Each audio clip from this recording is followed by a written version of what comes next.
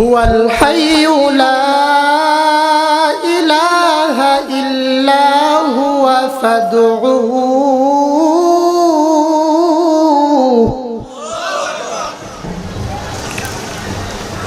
লা ইলাহা ইল্লা হুয়া ফাদউহু মুখলিসিনা লাহুদ্দীন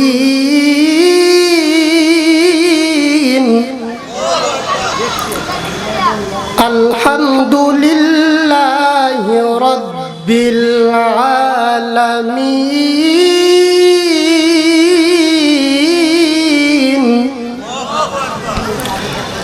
হুয়াল হাই তিনি চিরঞ্জীব লা ইলাহা ইল্লাহু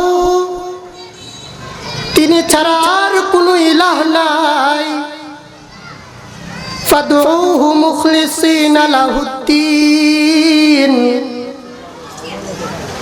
তার ইবাদতের মাধ্যমে তোমরা তার কাছে চাও আলহামদুলিল্লাহি রাব্বিল আলামিন সমস্ত প্রশংসা কার সমস্ত প্রশংসা আল্লাহর রাসূলুল্লাহ সাল্লাল্লাহু আলাইহি ওয়াসাল্লাম হাদিস শরীফের মধ্যে বলেন ইন্না রাব্বাকুম হাইয়্যুন কারীমুন ইস্তাহয়ী মিন ইবাদিহি ইযা রাফা ইয়াদাইহি আন ইয়ারুদ্দাহুমা সিফরা রাসূলুল্লাহ সাল্লাল্লাহু আলাইহি ওয়াসাল্লাম হাদিস শরীফের মধ্যে বলেন ও আমার উম্মতেরা নিশ্চয় তোমাদের আল্লাহ কি চিরঞ্জীব তার কাছে যখন কোনো বান্দা হাত তুলে কোনো কিছু চায় আল্লাহ তাআলা সেই বান্দাকে কখনো ফিরাইয়া দেন না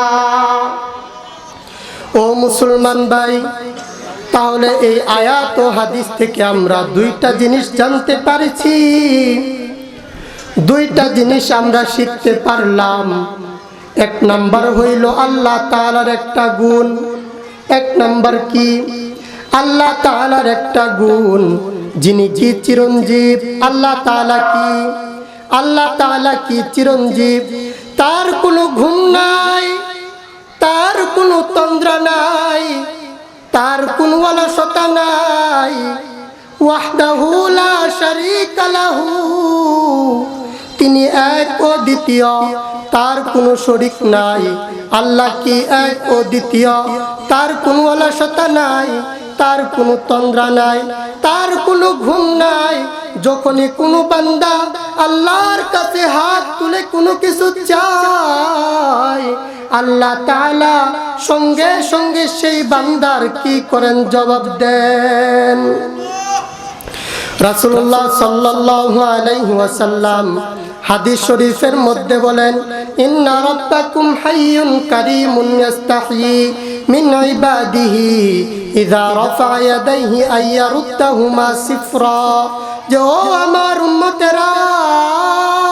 তোমরা আল্লাহর কাছে চাও আল্লাহর কাছে যদি তোমরা চাইতে পারো কোন মুসলমান মুমিন বান্দা আল্লাহর কাছে যখন চায় আল্লাহ তাআলা কি করেন না তার দোয়া কখনো ফিরাইয়া দেন না আল্লাহ কি করেন না তার দোয়া ফিরাইয়া দেন না কিন্তু আমরা চাইতে পারি না আমরা কি করতে পারি না চাইতে পারি না যদি আল্লাহর কাছে চাইতে পারতাম অবশ্যই আল্লাহ তাআলা কি করতেন আমাদের দোয়া কবুল করতেন কারণ আল্লাহ তাআলা নিজেও বলছেন তোমরা কি করো আমার কাছে চাও আমি আল্লাহ কি করবো তোমাদের দোয়া কবুল করবো তবে আমরা যে অবস্থায় আছি ডানে বামে একটু তাকাইলে আল্লাহর কাছে তো আমরা চাই না চাই কার কাছে যাই আমরা চাই খাজার কাছে যায় চাই বাবার কাছে যায় চাইতেছি কবরে যায় চাইতেছি শিরিক করতেছি কিন্তু আল্লাহ তাআলার কাছে চাই না যান আপনি গ্রামের মধ্যে গ্রামের মহিলাদের কাছ থেকে খবর নেন তারা বাচ্চা হয় না তারা বাবার কাছে যায় চাইতেছে খাজার কাছে তারা যায় চাইতেছে অথচ চাওয়ার কথা কোথায় আল্লাহ রব্বুল আলামিনের কাছে মুসলমানরা কোথায় চায়? দরগার কাছে যায় চায়। আর অন্য এক জাতি নাম বললে কি হইব? তারা দুর্গার কাছে চায়। আপনারা তো বুঝতে পারছেন নাকি? দুর্গা মানে কি? এটা কোন ধর্মের লোক? হ্যাঁ, তারা কোথায় চায়? দুর্গার কাছে চায়। কিন্তু আল্লাহ তাআলা কুরআনুল কারীমের মধ্যে বলেন, লাহু দাওয়াতুল হক ওয়াল্লাযীনা ইয়াদউনা মিন দুনিহি ওয়াল্লাযীনা ইয়াদউনা মিন দুনিহি লা ইস্তাজীবুনা লাহুম আওয়াজ বাইরে لا يستجيبون لهم شيء إلا كباسط كفيه إلى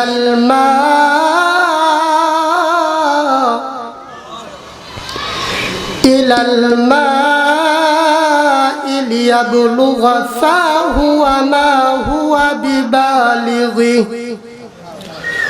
وما دعاء الكافرين إلا في ضلال। আল্লাহ তাআলা বলেন, সত্যের আহ্বান একমাত্র কার? সত্যের আহ্বান একমাত্র কার? আল্লাহ। আল্লাহ তাআলা বলেন, লাহু দাওয়াতুল হক, সত্যের আহ্বান কার? আল্লাহর। আল্লাহকে ছাড়া তোমরা যাদের কাছে চাও তারা তোমাদের কি আসবে না, কোনো কাজে আসবে না। আল্লাহকে ছাড়া তোমরা যাদের কাছে চাও তারা কি আসবে না, তোমাদের কাজে আসবে না। তোমরা কোন জ্ঞানে তাদের কাছে চাও? কারণ হইল তাকে তোমরা হাত দ্বারা বানাইলা, সে একা খাড়াইতে পারে না। তোমরা তাকে কি করলা? বাঁশ লাগায়া তারপরে খাড়া করাইলা, সে একা চলতে পারে না। তোমরা কি করলা? নদী পর্যন্ত তাকে তোমরাই নিয়ে গেলা। আবার কেমন তোমাদের খোদা বা তোমাদের কেমন রব? তোমরা কার উপাসনা করো? আবার তাকে তোমরাই লাঠি দিয়া কি করো? নদীর মধ্যে ফালায়া দাও। আল্লাহ বলেন, তাদের কাছে কি করা যাবে না, চাওয়া যাবে না। কারণ হইল তারা নিজেরাই কি দুর্বল। ও মুসলমান, তারা এক ধরনের পথভ্রষ্ট, আর আমরা তো নিজেরা ঈমানওয়ালা হইয়াও পথভ্রষ্ট হয়ে গেলাম। কারণ হইল কেমন পথভ্রষ্ট হইলাম? তারা তো হিন্দু, তাদের কোনো ঈমান নাই, কিন্তু আমরা মুসলমান। আমরা পড়েছি লা ইলাহা ইল্লাল্লাহ। আল্লাহর ঈমান আনার পরেও আমরা বাবার কাছে যা চাই, আমরা খাজার কাছে চাই। সুতরাং তাদের কাছে চাওয়া যাবে না। যা কিছু প্রয়োজন হয়, টাকা প্রয়োজন হয়, সন্তানের প্রয়োজন হয়, রিজিকের প্রয়োজন হয়, কার কাছে চাইতে হবে? আল্লাহর কাছে চাইতে হবে। আল্লাহ তাআলা কুরআনুল কারীমের মধ্যে অন্য আয়াতে বলেন যে তোমরা যাদের কাছে চাও, বাঁশ লাগায় যাদেরকে বানাইলা, নিজের হাত দ্বারা যাদেরকে বানাইলা, খের দিয়া যাদেরকে বানাইলা, তারা কেমন দুর্বল জানো? আল্লাহ তাআলা বলেন, ইয়া আইয়ুহান নাস দুরিবা মাসালু ফাসতামিউ লাহ ইন্নাল্লাযীনা ইয়াদউনা মিন দুনিল্লাহ ইন্নাল্লাযীনা তাদউনা মিন দুনিল্লাহি লা ইয়াখলুকু যুবাবান ওয়ালাউ ইজতামাউ লাহ। আল্লাহ তাআলা বলেন, ইয়া আইয়ুহান নাস, হে লোক সকল, দুরিবা মাসালু ফাসতামিউ লাহু, আমি আল্লাহ তোমাদের নিকট একটা উপমা বর্ণনা করতেছি। আমি আল্লাহ তোমাদের কাছে একটা মিসাল দিতেছি। সে মিসালটা কি জানো? তোমরা যাদের ইবাদত করো, তোমরা যাদেরকে ডাকো, তারা কেমন দুর্বল জানোনি? তাদের সামনে থেকে তাদের প্রসাদ যদি কুত্তা খায়া ফেলায় তাও তারা ফিরাইতে পারে না। তোমরা জানো তাদের নাকের ডগায় যদি মাছি বৈশা পেশাব পায়খানা করে রে, তাও তারা কি করতে পারে না, ফিরাইতে পারবে না, তাহলে তারা কেমন দুর্বল। তোমরা তাদের কাছে যাও, তাদের কাছে যা চাইতেছো, তাদের উপাসনা করতেছো, তাদের কাছে কি করা যাবে না, চাওয়া যাবে না। সুতরাং কার কাছে চাইতে হবে? আল্লাহর কাছে চাইতে হবে। আল্লাহ বলেন, তোমরা যাদের ইবাদত করো তাদের সকলকে যদি একত্রিত করা হয়, তারপরেও তারা কি করতে পারবে না, একটা মাছিও বানাইতে পারবে না। শুধু তাই নয়, যদি তাদের সামনে থেকে মাছি যদি কোনো কিছু নিয়ে যায়, তাও তারা ফিরাইতে পারবে না। দাউফাত তালিবু ওয়াল মাতলুব, কারণ হইল যে চাইতেছে সেও দুর্বল, আর যার কাছে চাওয়া হইতেছে সেও কি দুর্বল। তালেব দুর্বল, মাতলুব দুর্বল। সুতরাং কার কাছে চাইতে হবে? আল্লাহর কাছে চাইতে হবে। তো তারা তো বিধর্মী, তাদের তো ধর্ম একটা আছে, নাফরমান তারা সে না চাইতেছে নিজ হাত দ্বারা বানায়া। কিন্তু আমরা কোন কারণে দরগার কাছে যায় চামু, খাজার কাছে চামু, বাবার কাছে চামু? এটা কোনো দরকার আছে? দরকার নাই। তো এই যে আপনাদের মনের মধ্যে যে একটা আশা, যে হুজুর চাইতেছি অনেকদিন ধরে, কবুল হয় না, তো কবুল হইব কি কি করলে, এই আলোচনাটাই আজকে করবো ইনশাআল্লাহ।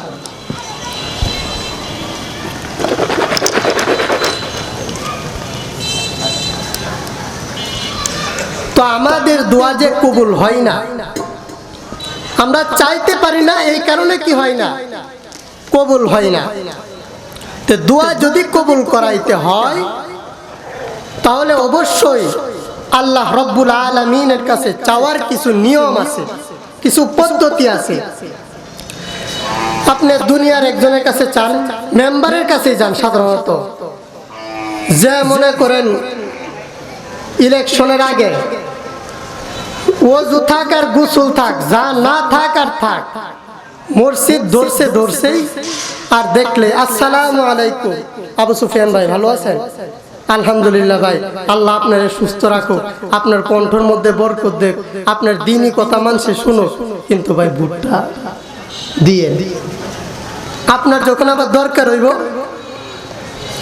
সাধারণ একটু দরকার, তখন কইব সকালে 10টা পর্যন্ত ঘুমাইতো, 11টায় আইসেন, 11টায় যাবেন, এখন তো আমি গুছলে যাবো, জোহরের পরে আইসেন, জোহরের পরে যাবো, এখন তো খানা খামু, মিয়া খানার সময় আসেন, হালাই তুমগো লাগে আমি বাড়ি তো থাকা পারি না, এরকম শুরু করে দিব। তো তার কাছে চাইলেও কি একটু নিয়ম আছে, ভদ্রতা। মনে করেন আগে যাই, যদি সেন্টু থাকে মেম্বারের নাম, আগে সেন্টু ভাই কইলে এখন আর সেন্টু ভাই কইতে পারবেন না, এখন মেম্বার সাহেব একটু দরকার ছিল, আসবো, একটু কথা ছিল আমার, শুদ্ধ কইরা সুন্দর করে কইলে, এরপর তাও ই নাই, একটু দরকার আছিল, হ্যাঁ এই যে ঠিক আছে, তাইলে মুসাফা করতে হইব। তো তার কাছে চাইলে যদি এরকম দরকার হয়, তো আল্লাহর কাছে চাইতে হইলে একটু তরিকা আছে না, নিয়ম আছে না? তো নিয়ম মাফিক যদি আল্লাহর কাছে চাইতে পারি, আল্লাহ কি করবেন, আমাদের দোয়া অবশ্যই কবুল করবেন। তো এই নিয়মগুলা যে বলবো 5টা, এই 5টা জিনিসের প্রতি যদি আমরা লক্ষ্য করি, আল্লাহ তাআলার কাছে চাইতে পারি, অবশ্যই কি করবেন, আল্লাহ আমাদের দোয়া কবুল করবেন। তো 1 নাম্বার হইল নেক আমল। 1 নাম্বার কি? জোরে কোন? 1 নাম্বার কি? মুখস্থ করে যাইবেন। 1 নাম্বার নেক আমল। এখন আপনারাই কোন, আপনাদের দোয়া যে কবুল হয় না, নেক আমলের পাল্লা ভারী না গুনাহের পাল্লা ভারী? না, আপনাদের নেক আমলের পাল্লা ভারী থাকলেও আমি নিজেরটা কই, গুনার পাল্লাই কি ভারী। তো গুনার পাল্লা যদি ভারী হয়, 1 নাম্বারেই তো আমরা শেষ। তো কি করতে হবে, নেক আমল বেশি করতে হবে।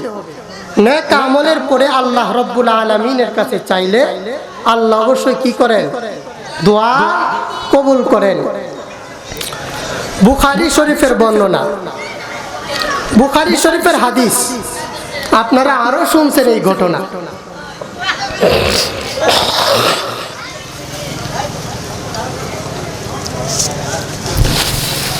বনি ইসরাইলের 3 জন যুবক চাটিয়াল ময়দান দিয়া মরুভূমি দিয়া তারা কি করতেছে, হাইটা যাইতেছে। তো যাওয়ার পথে হঠাৎ এমন ঝড় শুরু হয়েছে, এই ঝড়ের কবলে পইরা তারা কি করছে, এক গুহার মধ্যে যায় আশ্রয় নিছে। তো তিনজন যখন যায় গুহার মধ্যে আশ্রয় নিছে, ঝড় শেষ, এখন তারা বাহির হইবে। তো তারা যখন বাহির হইব, ছায়া দেখে মাথার উপরে এক পাথর আইসা এই গুহার দরজা কি করছে, আটকায় ফেলাইছে। এখন তারা এই ভিতর থেকে ডাকাডাকি করতেছে, কিন্তু কোনো লাভ হয় না। এই ডাক তো কেউ শুনে না। তো তাদের মধ্য থেকে একজন বলতেছে, এইভাবে ডাকলে কেউ শুনবে না, আমাদের ডাক শোনার একজন আছে। তিনি কে? কে? তাকে যদি আমরা ডাকতে পারি তাহলে কি তিনি শুনবেন? তো বলতেছে, তাকে কিভাবে ডাকতে পারি? বলে, তাকে ডাকো আমাদের নেক কাজের ওসিলা দিয়া, তাকে এখন আমরা ডাকি। তো প্রথম একজন ডাক দিয়া বলে, আল্লাহ। এই গর্তের মধ্যে আমরা আশ্রয় নিছিলাম, কিন্তু এখন আর বাহির হইতে পারতেছি না, পাথর মাথার উপরে আইসা গেছে। রব্বুল আলামিন, এখন তো তুমি ছাড়া আমাদের আর কেউ নাই। আল্লাহ, আমার একটা নেক আমল আছে, সেই নেক আমলটা হইল, আমার মা আমার কাছে একদিন দুধ খাইতে চাইছিল। আমি দুধের গ্লাস হাতে নিয়ে মায়ের কাছে যায় দাঁড়াইছি,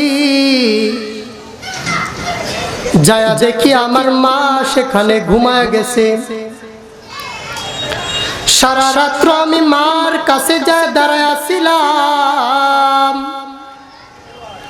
ওই জায়গা থেকে আমি আর সরি নাই। আমার ছোট্ট ছোট্ট সন্তান ছিল, এই সন্তানগুলো আইসা বলে, আব্বু আমাকে একটু দুধ দাও, আমি পান করি, আমার দুধ খাইতে মনে চাইছে। রব্বুল আলামিন, আমি আমার সন্তানদেরকে দুধ দেই নাই, আমি সন্তানদেরকে বলছি তুমি আমাকে আব্বু বলো। আমার আব্বু তো এখানে ঘুমায় আছে, আমার আম্মু তো এখানে ঘুমায় আছে। যতক্ষণ পর্যন্ত তাকে আমি দুধ না পান করাবো, ততক্ষণ পর্যন্ত আমি তোমাকে দুধ দিব না। রব্বুল আলামিন, আমি আমার সন্তানদেরকে দুধ না দিয়া সকাল পর্যন্ত আমি দাঁড়ায় আছিলাম। সকাল বেলায় যখন মা উইঠা দেখে আমি দুধের গ্লাস হাতে নিয়ে দাঁড়ায় রইছি, তখন আমার মা আমার জন্য অনেক দোয়া করছিল। ওগো আল্লাহ, এই দোয়াটা যদি একমাত্র আমার জন্য হয়, আর আমি যদি আমার মার জন্য দাঁড়ায় থাকি, তাহলে আমাদের মাথার উপর থেকে তুমি এই পাথরটা সরায় দাও। একজন এই দোয়া করতে দেরি হয়েছে, 3 ভাগের 1 ভাগ পাথর সইরা গেছে। দ্বিতীয় জন ডাক দিয়া বলে, আল্লাহ, আমারও একটা ইবাদত আছে। বলে, আমি আমার চাচাতো বোনের প্রেমে পড়ছিলাম। আমার চাচাতো বোন অনেক সুন্দরী, রূপসী, সুশ্রী, তার প্রেমে আমি হাবুডুবু খাইতাম। আমার চাচাতো বোনের প্রেমে আমি হাবুডুবু খাইতাম। হঠাৎ একদিন আমার বোন আমাকে আইসা বলে, ভাইয়া আমাকে কিছু টাকা দাও। তখন আমি বলছিলাম, আমি তোমাকে টাকা দিতে পারি, কিন্তু একটা শর্ত আছে। সেই শর্তটা হইল, আমি তোমার সাথে আমার খাহেসাত পূরণ করব। রব্বুল আলামিন, একা একা এক ঘরের মধ্যে আমরা একত্রিত হইছি, তাকে আমরা বিবস্ত্র করে ফেলছি। আমি তখন তার চোখের দিকে তাকায় দেখি টপ টপ করে পানি পড়ে। ডাক দিয়ে বললাম, কেন তুমি কাঁদো? বলে কান্না আমি করি না, কিসে যেন আমাকে কাঁদাইতেছে। আল্লাহ, এই কথা বলার সঙ্গে সঙ্গে আমি তাকে ছেড়ে দিয়েছি, আমি খাহেশাত পূরণ করি নাই। রব্বুল আলামিন, যদি সেইটা একমাত্র তোমার ভয়ে হয়ে থাকে তাহলে আমাদের এই মাথার উপর থেকে পাথরটাকে তুমি সরায় নাও। সঙ্গে সঙ্গে 3 ভাগের 2 ভাগ সরে গিয়েছে। সুবহানাল্লাহ। তৃতীয় জন এবার হাত তুইলা বলে, আল্লাহ, আমারও একটা দোয়া আছে। সেই দোয়াটা হইল, আমার বাড়িতে একজন কাজ করত, হঠাৎ কইরা সে বেতন না নিয়ে চইলা গেছে। বেতন না নিয়ে যখন চইলা গেছে, অনেক দিন পরে আইসা বলে, ও মুনিব, আমি তো চইলা গেছিলাম, কিন্তু আমার বেতনটা তো আমি নিয়ে যাই নাই। এখন আমার মা অসুস্থ গো মুনিব, আপনি যদি এই বেতনটা দিতেন আমি আমার মাকে ডাক্তার দেখাইতাম। এই কথা বলার সঙ্গে সঙ্গে আমি সঙ্গে সঙ্গে তাকায় দেখায় দিছিলাম, এই যে তোমার ডান পাশে যতগুলা উট দেখতেছো, গরু দেখতেছো, ছাগল দেখতেছো, দুম্বা দেখতেছো, এই সব পশুগুলা তোমার। কারণ হইল তোমার বেতনের টাকা দিয়া আমি এই ব্যবসা করছি, ব্যবসা কইরা এতগুলা এই পশু হইছে, যাও সব কিছু নিয়ে যায় তোমার মার চিকিৎসা করো। 3 জনের দোয়াও শেষ। আল্লাহ তাআলা সঙ্গে সঙ্গে তাদের মাথার উপর থেকে কি করছে? পাথর সরায় নিছে। তো আমাদের এরকম কি দোয়া আছে? আমাদের কি নেক আমল আছে যে আমরা আমাদের নেক আমল দ্বারা কি করব? আল্লাহর কাছে চামু। নেক আমলের তো খুবই কমতি। 2 নাম্বার ইস্তিগফার। 2 নাম্বার কি? ইস্তিগফার। ইস্তিগফার করার পরে, তওবা করার পরে আল্লাহ তাআলা কি করেন? দোয়া কবুল করেন। এখন আমাদের কি আছে ইস্তিগফার? আমরা কয় দুজনে করছি?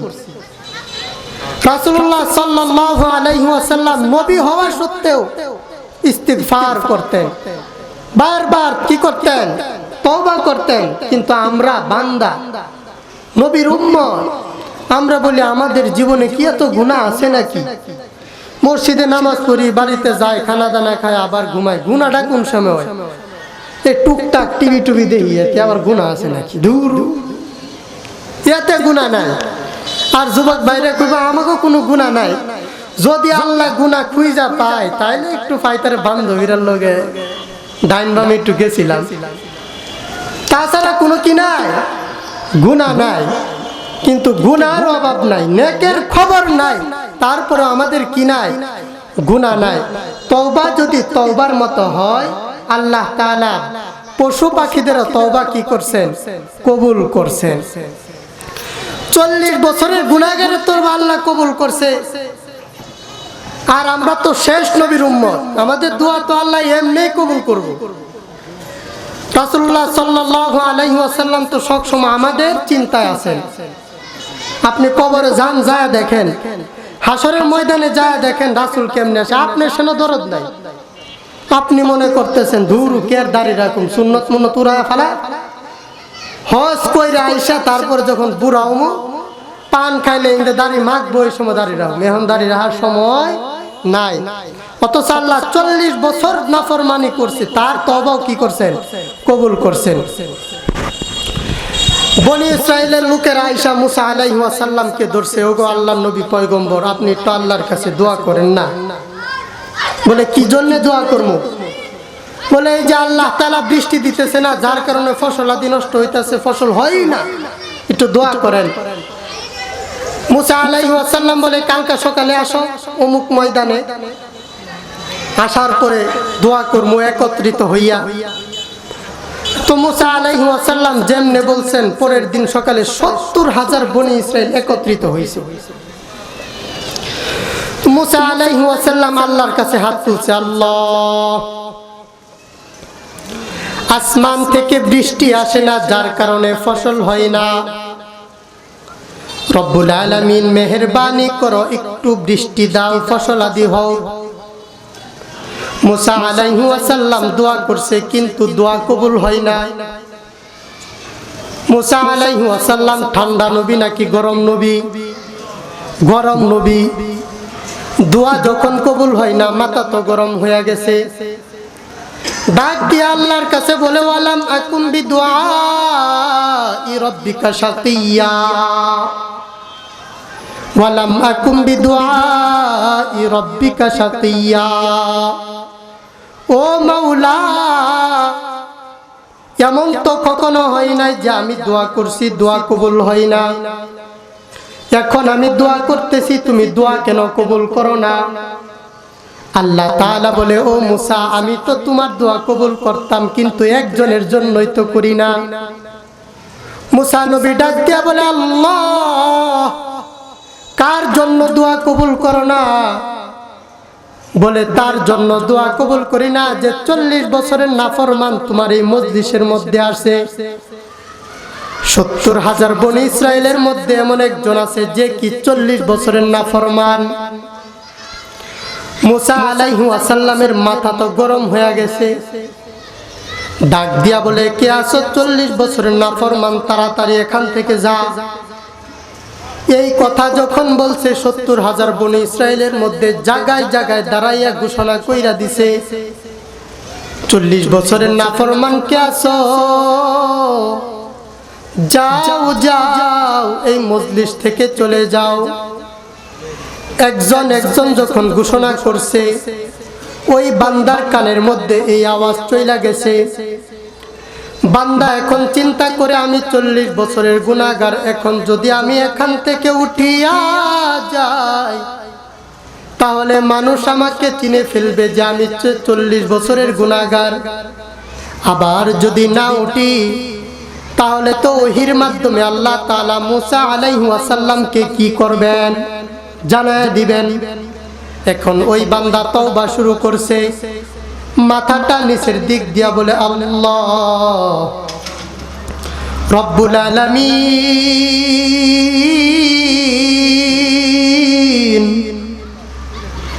তুমি না আমার রব, তুমি তো গুনাহগারের রব, তুমি তো সবার রব। যে গুনাহ করে তার রব, যে নামাজ পড়ে তার রব। আমি যে 40 বছরের গুনাহগার, 40 বছর তো তুমি প্রকাশ করো নাই। আজকে যদি তুমি প্রকাশ না করো, তাহলে তোমার কোনো ক্ষতি হবে না। আল্লাহ, তওবা করতেছি রে মালিক,